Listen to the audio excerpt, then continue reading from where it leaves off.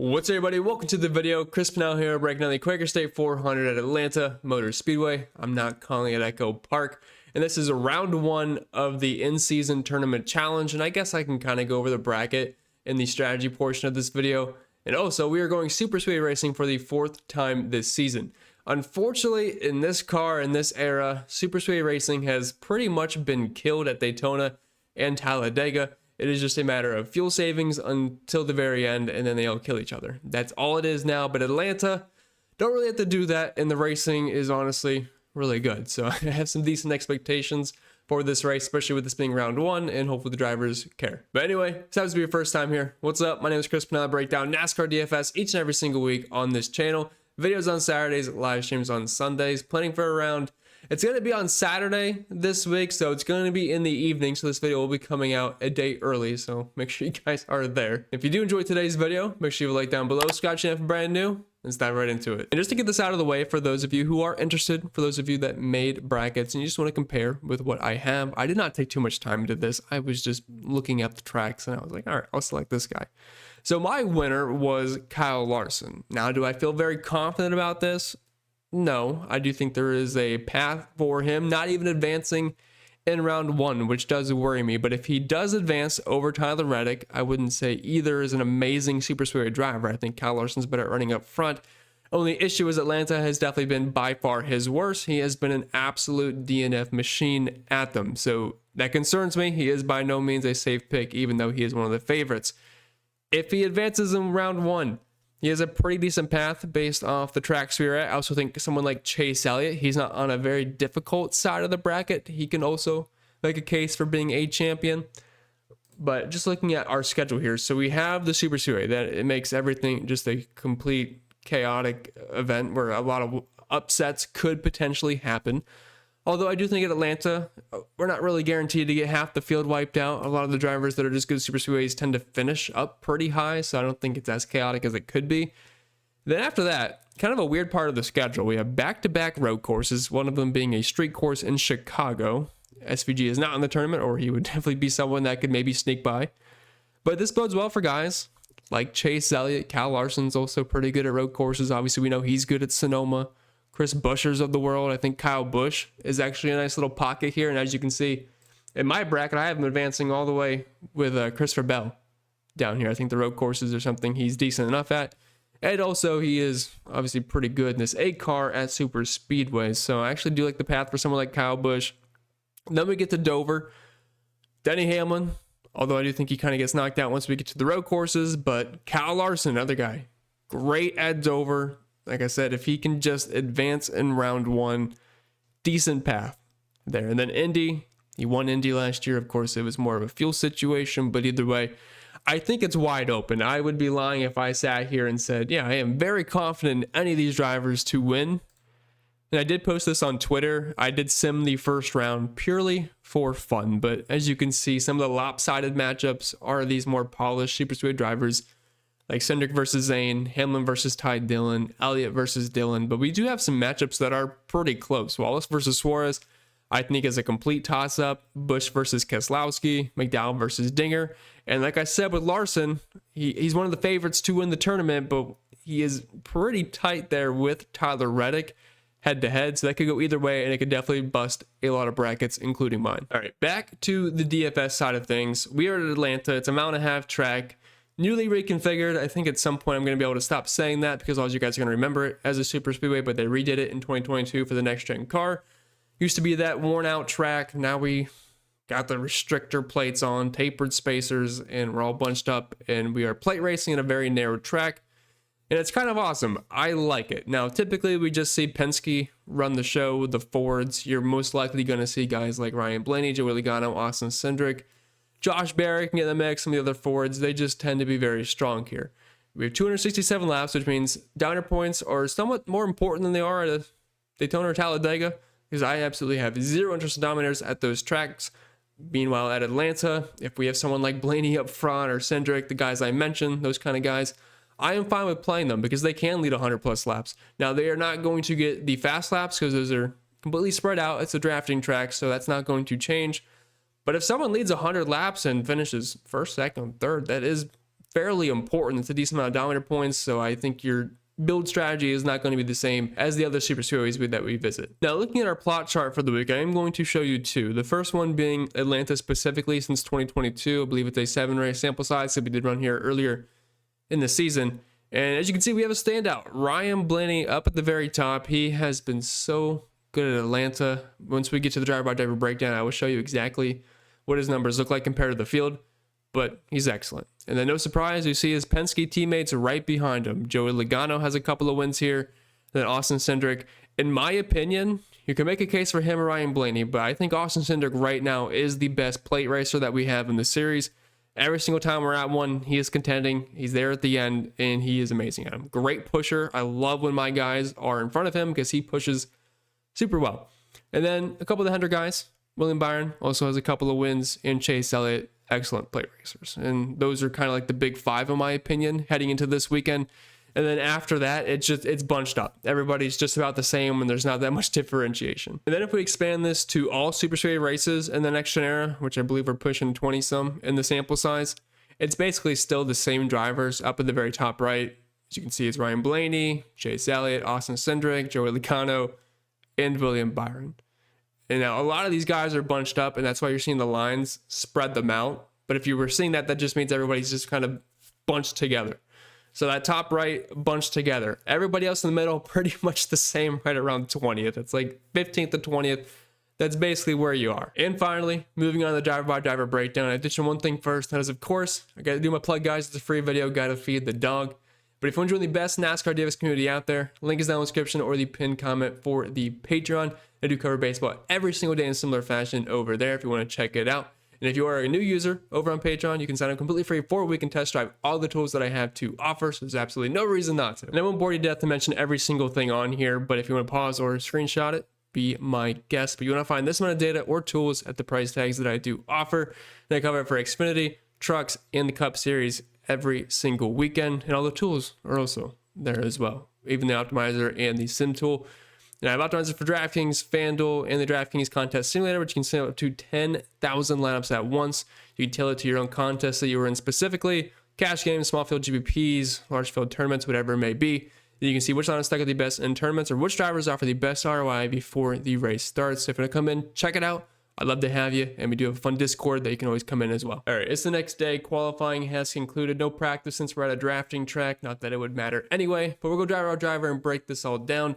Just my first initial thoughts and reactions. Qualifying seriously just ended like 2 minutes ago, so I've not yet run projections or anything like that, but just eyeballing it here, I am seeing a lot of place differential plays, which means this is most likely going to be a pretty chalky slate, because as we know, at these types of tracks, you pretty much want to bank on place differential for the most part. Now, I already talked about this in the strategy, but if you skipped it for some reason, shame on you, first off.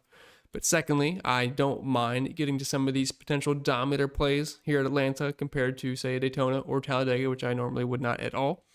So let's talk about the 5-figure range first. We have 5 of them, and we have the 3 Penske cars, which they definitely belong to be up here. And you have Logano in first, Blaney in third, and Cindric in fourth. Now, projection-wise, it's going to make them a little bit tougher. They're certainly not going to project as well as guys like Christopher Bell, Denny Hamlin, Ross Chastain, just because of their floor and ceiling combination that we have at these style of tracks. And also, the fast laps cannot be accumulated like it would at a different track. Like if we were at Martinsville and the guy on the pole, he's leading a good chunk of the laps, good chance he's getting a decent amount of those fast laps, completely spread out through the field, with it being a drafting track. So just know that the down upside is capped for sure, but we have more laps here than at Daytona or Talladega, so it means a little bit more. So if you are wanting to play some of these Penske cars, which I will not be fading them completely by any means, we'll have to see what the optimal rates show compared to their projected ownership. But I don't mind playing one of them in my line. I don't think I'd really stack them. I mean, you can, just know your floor is going to be pretty low compared to, say, pairing Blaney with Hamlin or pairing Blaney with even a William Byron starting at 18. So I'm probably maxing out most of my lineups. If I'm hand building, you could set a rule. I think if you get to 150, it wouldn't hurt having like a Blaney Cindric lineup. Say they led 100 laps, finished 1-2. Like, sure, that's fine. It's probably going to be contrarian if you do that. It's just not going to feel good. But if I'm hand building, doing single entries, and you're really dead on set playing a Penske car, I would leave it to 1. But these are the best drivers. here at Atlanta. And if you look at their numbers, 7 race sample size, Blaney has been the man. Best average finish by a long shot, best running position, best drive rating. Somehow has not won. It doesn't make any sense to me, but he has 4 top 5s, 6 top 10s. He's just been incredible. I think personally him and Austin Cindric are the best super speed racers right now. And obviously Joey Logano is fine as well. He just can be a little bit more hit or miss. Then we have the 200 cars, William Byron and Kyle Larson. I'm going to have a preference towards William Byron. He tends to run pretty well here at Atlanta and just drafting tracks in general, and I think he's a fine play overall. Larson's fine, but probably more so of a MME type of play. Dropping out of the 9K range, we have another 100 car here in Chase Elliott. I like him in tournaments. I don't think the ownership's going to be anywhere close to Denny Hamlin and Christopher Bell, just because of the place differential that you have to give up. But he's definitely a contender here at Atlanta. This has been a very good track for him. It's a home track as well, and he's also one of the series best at these drafting style of tracks. So I think Elliott's fine in tournaments. I wouldn't call him a cash play because the cash plays are Hamlin and Bell. And just to reiterate, everybody up here I don't think is a cash play, maybe besides William Byron. I think you can kind of view him as a cash play. But at the same time, if you just want to go more balanced, we get Hamlin, we get Christopher Bell, which Hamlin's one of the best at super speedways. Used to, I think he's probably falling off a bit, but he's still just fine. And then Christopher Bell won here in the spring and also has ran just really well at Atlanta anyway. So I think these are definitely 2 of the better cash plays on the slate. And Keselowski, he's a top play. I think he's in that same range, or same group, I should say, as the Penske cars, but not as strong. So it's going to be really hard to get the Brad, in my opinion. Dropping down to the 8K range, 3 fine plays here. I would rank it as Ross, Kyle Busch, and Tyler Reddick personally. I don't think Reddick's really the best super speedway driver. If you're looking at their Atlanta numbers, he's definitely not even close. Average finish wise, 20 compared to 12th and 11th. The running position is definitely closer, which I think is a better stat to look at anyway. But Busch in the 8 car, he's been great at these style of tracks. And Chastain, for whatever reason, Trackhouse is just really good at Atlanta. I don't know why. He's been in the top 15 every single race besides one, and I believe he got wrecked out in that one when he was pushing Daniel Suarez for the win in the second row. If I'm remembering correctly, I'm not going to rewatch every single race, but I'm pretty sure that's what happened. But Ross is one of the best plays on the slate. Ross actually might end up being the highest owned driver, given the price tag. And then you have Buescher and Briscoe, just 2 guys I'm probably not going to get to outside of 20 max. They filter into 5-10% or 150 max. There's just no chance I am selecting Buescher and Briscoe over even the guys below him. But Wallace, Suarez, Hocevar, Chastain, it doesn't really make sense. Sure, they'll be lower owned, but I would rather play a guy I think can legit win the race at lower ownership, like a Chase Elliott, and still be a good play instead of just going for lower ownership just because.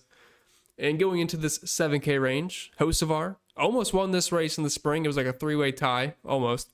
I believe it was him, Kyle Larson, and Christopher Bell, unless I already said that. I think Hocevar's fine. Starting in 30th, he's definitely going to move up as long as he doesn't strike out. And Daniel Suarez is actually really good here for some reason. I don't know why, but average finish of 11th, running position of 16th, but finish-wise, 4 top 5s. I believe that's tied for the most with Ryan Blaney. Nobody else has more than 2 besides Christopher Bell. So Daniel Suarez is really good at finishing at these style of tracks. Well, not really at these style of tracks. It's just Atlanta specifically, so I'll just ride the wave on Suarez. He'll be another very popular play, I imagine. Just Trackhouse in general, Chastain and Suarez, most likely going to be cash game building blocks. But Wallace is fine too, just doesn't offer as much PD. But if you're starting 20th on back at this track and you have legit top 10, top 15 upside, which a lot of cars do, they're not all going to make it. But as long as you're not BG McLeod, Cody Ware, SVG, those kind of guys, you have a top 15 potential because the cars are all similar. It just happens to be how you shuffle at the end. Bowman will be a tough play to get to. Josh Berry might lead some laps, but I don't think it's going to be enough to make him viable for DFS. And Ty Gibbs finds himself in a gray area, and I'm going to say he's basically Briscoe and Chris Buescher, where he's surrounded by too much place differential to, I think, really make a case of playing him. 6K range, a couple of really good plays here. Ricky Stenhouse and Michael McDowell. I believe he said something was broken in his car during his qualifying lap. He hit the wall. Didn't hear much after that, but either way, he's okay. I mean, they're probably going to fix it. But I like Stenhouse. Stenhouse is also probably going to be one of the best, highest owned plays on the entire slate. So if you're playing cash, it's Stenhouse, it's Suarez, maybe Hocevar, Chastain, Busch, Hamlin, Bell. Like, that is just your cash game pool. There's no reason to rush the drivers up front because they have some risk to them. But all these guys could battle for a top 10, and that's all you need. McDowell, he's fine, like we just mentioned. Priest, throw him in that same pool as guys like Gibbs, Barry, Bowman, Briscoe, Busher, where you're just really not clicking on him. Connor Zilic, we'll have to see how much speed he actually has during the race. Of course, he has not made many cup starts whatsoever, so it's hard to really trust him too much. For a starting position, it's hard to go backwards, so I'm okay with it, but for a few $100 more, I can get Ricky Stenhouse, who is one at DraftKings style tracks. Michael McDowell is also as well. So, I mean, I'm sure in DraftKings, for building multiple lineups, you'll land on some Connor Z, but I think I'd rather just get the couple $100 more for guys that I can trust a lot more. Gillen's also in that gray area. Someone to Ty Gibbs, probably not going to be clicking on him. Jones is fine. Graxon's fine. I hate to say they're fine, but it's not like we have practice. We don't have things like that to really know how much speed they are going to carry. Jones has been pretty good at Atlanta. 17th in average finish. Just have 4 top 15s in 7 races. Like, I'll prefer Eric Jones over Gregson. I always do like playing him at these drafting style of tracks because he always tends to start around 25th to 30th. And when you know he's in 26, he's at a low 6K price tag. He's in the GP pool. He won't be nearly as owned as a guy like Ricky Stenhouse, so he could be a fine pivot. AJ Allmendinger, kind of in a gray area once again. Starting in 22nd, he's actually been all right here. 3 races, though, very small sample size, average finish of 11th. If we expand this to an 11 race sample size, 20th for his average finish, 23rd for his average running position. He's not going to project great. Austin Dillon's not going to project well. 5K range looks horrible. Not going to play Zane in 8th. Nemechek and Haley. Not seeing much. Now, Corey LaJoy, back in his heyday, was actually very good at Atlanta. 2 top 5 finishes and 4 top 15s. He's in the 01 car for Rick Ware this weekend, which, I mean, he's never been in great equipment anyway. So if you want to play some Corey back there, it's fine. SVG, just because he has place differential upside, just don't lose the draft, which I don't think he's going to do. He's been getting better. But there's no one back here I want to play. Like, maybe you get stuck on him, but honestly, I would try to build more balanced if I could, because outside of Eric Jones, I would really just try to stay here and above. But I think the player pool is kind of small this week. You're taking stabs at some of these Penske cars up here. Then after that, you look at some Chase Out, you look at some William Byron, and then you're just going straight PD for the rest of your player pool pretty much, because this range is definitely very beefy here with some really good plays. With that being said, that's all I got raised this week, so I hope you enjoyed. If you did, or even if you didn't, make sure you leave a like down below. Subscribe to the channel if brand new. If you have any questions, comments, concerns, or want to check out the Patreon and all the extra content over there, you know where to find it. Link can be found down below. But we wish you all the best. See you on the live stream tomorrow, and I'll see you all next time.